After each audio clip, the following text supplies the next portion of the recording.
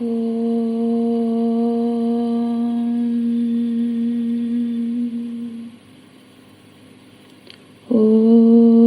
श्री परमात्मने नमः।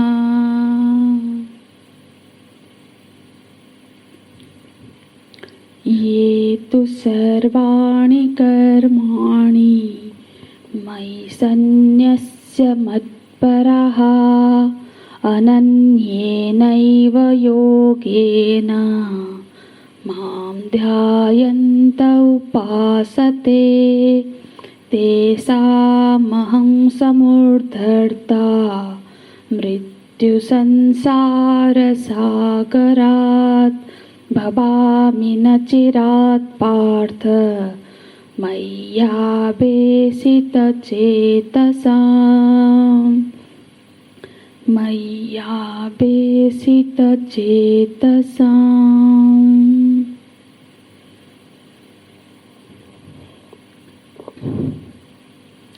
अक्षर की उपासना देहाभिमानी के लिए अत्यंत कठिन मालूम पड़ता है। इसीलिए अक्षर ब्रह्म की उपासना की अनायास सिद्धि के लिए सगुण ब्रह्म की उपासना मुमुक्षु को अवश्य करना चाहिए। जो उसमें निष्ठा रखते हैं वे सुखपूर्वक ही अक्षर की उपासना करके मोक्ष रूप मुझको मतलब मैं परमात्मा को प्राप्त होते हैं। इस बात को सूचित करने के लिए ही भगवान कहते हैं तू। ये जो तू शब्द है पूर्वोक्त जो निर्गुण उपासना की जो व्यावृत्ति है ये तू अर्थात पहले जो बात कही गई है, पहले जिस उपासक की वो उसको जो उसके जो अधिकारी है उनसे जो अलग ये एक नया अध्याय, नया एक अलग ढंग के जो अधिकारी है इसके बारे में अभी हम वर्णन करने जा रहे हैं। इसीलिए ये के बाद तू शब्द का प्रयोग किया गया है। अब जो सबके लिए जो सुगम मार्ग है उनके साधना का वर्णन करने जा रहे हैं। जैसे कि अधिकारी के हिसाब से जैसे हम जानते हैं कि अधिकारी में 4 बातें होनी चाहिए। एक तो वो उस कर्म को और उसके फल को चाहता हो। केवल चाहने मात्र से तो अधिकारी नहीं बन जाएगा, फिर उसको करने की उसमें सामर्थ्य भी होनी चाहिए। और तीसरी बात है कि उस कर्म को करने का विज्ञान, उसका टेक्निक उसको आना चाहिए। और चौथी बात ये है कि उसको उस कर्म का मतलब शास्त्रों में उसके लिए उस कर्म का निषेध ना हो। जैसे कि कई कर्मकांड होते हैं धर्म में, कर्मकांडों में यज्ञ आदि का जो विशेष प्रकार के यज्ञ आदि और बहुत सारे कर्मकांड होते हैं जो कि कुछ जैसे कि अब जो वाजपेयी यज्ञ है वो ब्राह्मण कर सकता है पर वो क्षत्रिय के लिए निषेध है, पर ब्राह्मण के लिए राजसूय यज्ञ करना निषेध है जबकि क्षत्रिय राजसूय यज्ञ कर सकता है। तो जैसे वैश्य श्रम का जिस तरह का यज्ञ कर सकता है पर वो राजसूय या वाजपेयी यज्ञ नहीं कर सकता। ऐसे ही कुछ कर्मकांड में नारी का मतलब के लिए वर्जित है। इस तरह से जो धर्मों में व कर्मकांड में कुछ अधिकारी का भेद है, पर ये जो भक्ति मार्ग है इसमें धर्म की तरह अधिकारी का कोई भेद नहीं है। यहाँ सबके लिए माने चाहे वो चंडाल भी हो सकता है, चाहे ब्राह्मण भी हो सकता है, पापी भी हो सकता है, पुण्यात्मा भी हो सकता है। सबके लिए भक्ति सब कर सकते हैं। किसी के लिए ऐसा नहीं है कि वो भक्ति नहीं कर सकता। जैसे भगवान बोल रहे हैं गीता जी में ही हमने पढ़ा है, अपि चेत् सुदुराचारो भजते माम अनन्य भाग। सुदुराचारो सबके लिए, कोई बहुत पापी भी है वो भी भक्ति का मार्ग को अपना के अपना मुक्ति का मार्ग चुन सकता है, मतलब अपने आप को मुक्त कर सकता है। इवन इनके जो पशु पक्षी भी है भगवान के भक्त हो सकते हैं। हमने रामायण में गिद्ध का चरित्र देखते हैं, वो एक परम भक्त है। तो एक तो अधिकारी में कोई भेद नहीं है, और दूसरी बात ये है कि करना क्या है। ये जो अनुष्ठान करते हैं तो फिर हमको क्या करना होता है, इतना जाप, हम सवालाप जाप करो तो दशांश उसका हवन करना पड़ेगा, ऐसे संकल्प करना होगा, ब्राह्मणों का भोजन करवाना होगा, आदि आदि बहुत सारे नीति नियम होते हैं।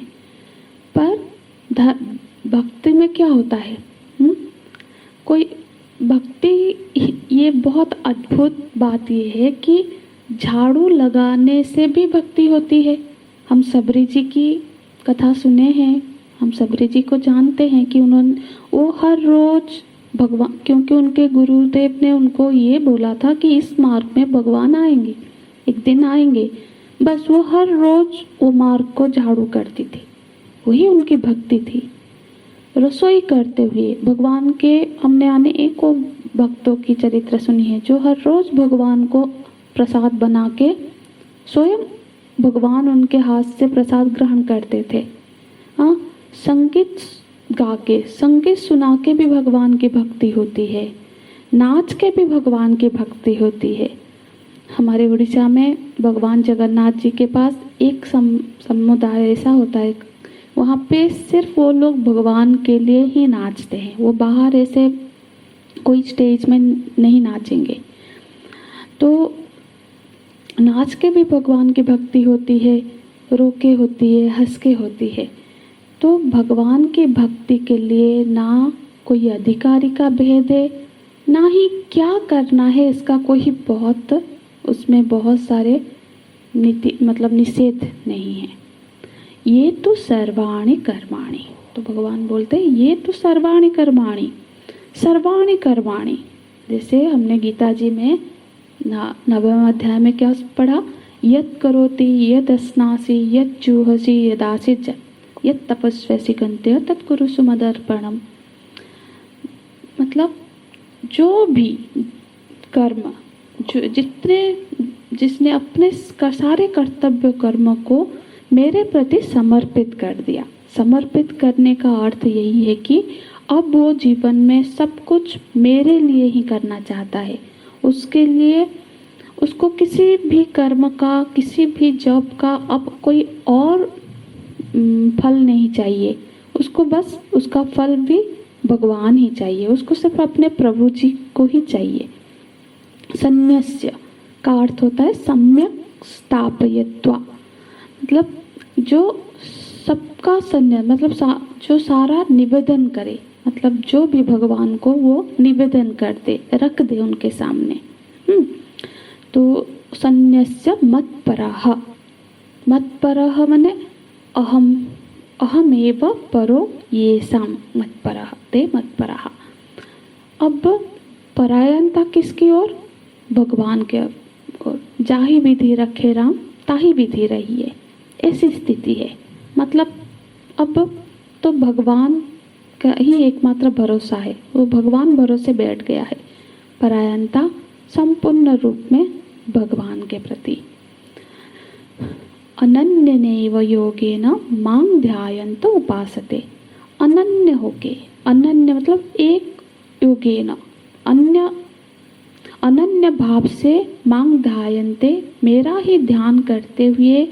इसमें मतलब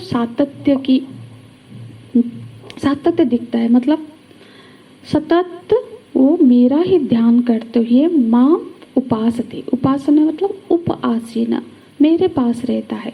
तो मेरे पास रहता है लेकिन ध्यान करते हुए मेरे पास रहता है। ये जो दो शब्द है ध्यायन्त उपासते, ये कैसे मतलब कैसे इसको समझे कि देखो एक साथ दोनों शब्द कैसे घटेगा, ध्यान भी करता है और उपासना भी करता है। अब दोनों अलग अलग नहीं है। देखो जैसे कि हम मंदिर में जैसे हम परिक्रमा कर रहे हैं, तो परिक्रमा जब कर रहे हैं, जिनका परिक्रमा कर रहे हैं, उस समय हमारा जो चित्त में उनकी याद, उनकी स्मृति बनी हुई है या नहीं, ये ध्यायते मतलब उपासना तो हो रही है परिक्रमा की। क्योंकि जैसे कि हम मंदिर में खड़े हैं, आरती चल रही है, भगवान की आरती का हम दर्शन कर रहे हैं, पर ध्यान हमारा कहाँ है, वो उस चित्त हमारा उस समय कहाँ है।